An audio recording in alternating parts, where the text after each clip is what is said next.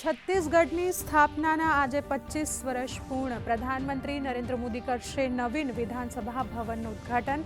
14,260 કરોડ રૂપિયાની પરિયોજનાઓની કરાવશે શરૂઆત।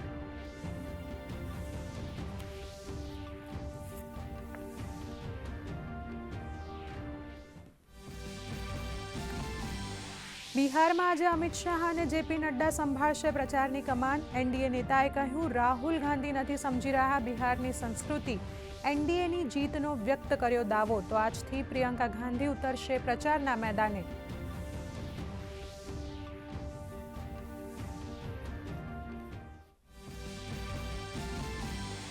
કોલાલંપુરમાં આસિયાન સંરક્ષણ મંત્રીઓની બેઠક। સંરક્ષણ મંત્રી રાજનાથસિંહે કહ્યું, સમુદ્રી સુરક્ષા ભારત આસિયાન સંબંધોનું કેન્દ્રબિંદુ। શાંતિપૂર્ણ, સ્થિર અને સમૃદ્ધ વાતાવરણ પર આપ્યો ભાર।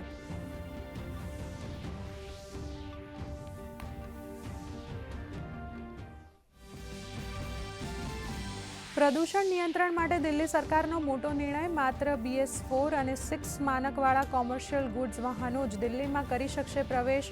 BS4 નિયમોનું પાલન ન કરનાર કોમર્શિયલ ગાડીઓ પર લગશે પ્રતિબંધ। તો ખાનગી અને પેસેન્જર વાહનો પર નિયમો લાગુ પડશે નહીં।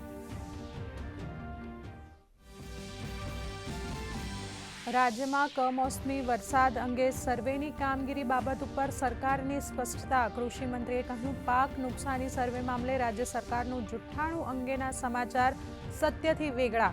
જિલ્લા વહીવટીતંત્રને 7 દિવસમાં સર્વે પૂર્ણ કરવાની અપાઈ સૂચના। તો ખેડૂતોને અફવાઓમાં ન આવવા કરવા અપીલ। રાજ્યમાં સર્જાયેલી કમોસમી વરસાદની પરિસ્થિતિ, સંજોગો અને વાતાવરણને ધ્યાને લઈ ટેકાના ભાવે ખરીફ પાકોની ખરીદી હાલ પૂરતી મોકૂફ। ટેકાના ભાવે ખરીદીની હવે પછીની તારીખ આગામી સમયમાં સત્તાવાર રીતે જાહેર કરવામાં આવશે।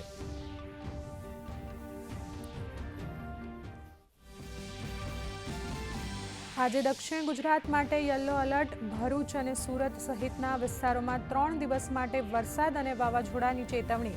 કમોસમી વરસાદથી ખેડૂતોનો ઊભો પાક નિષ્ફળ।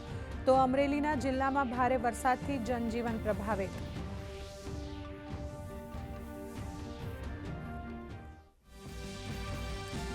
અને જમૈકામાં તબાહી સર્જાયા બાદ આઇસલેન્ડ તરફ આગળ વધી રહ્યું છે વાવાઝોડું મેલિસા। વાવાઝોડાથી કેરેબિયનમાં 50 લોકોના મૃત્યુ।